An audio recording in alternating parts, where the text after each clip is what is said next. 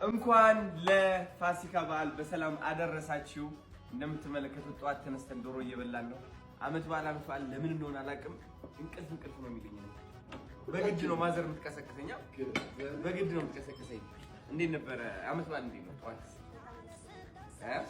አንቺስ?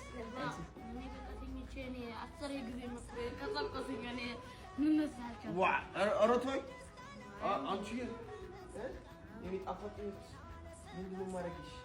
እሺ ኤኒዌይስ ዛሬ ማታ በጣም ስፔሻል የሆነ ዝግጅት አለ።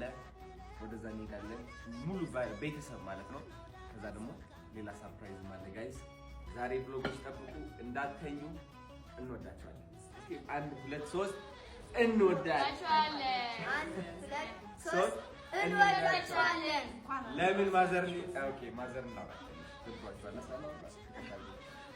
ምን ታስቢያለሽ ለዚህ አመት በዓል? ዛሬ አመት በዓል በጣም ጥሩ ነው። ለመላው የክርስትና እምነት ተከታይ እንኳን አደረሳችሁ። አመት በዓል የሰላም፣ የፍቅር፣ የደስታ እንዲሆንላችሁ ምኞቴ ነው።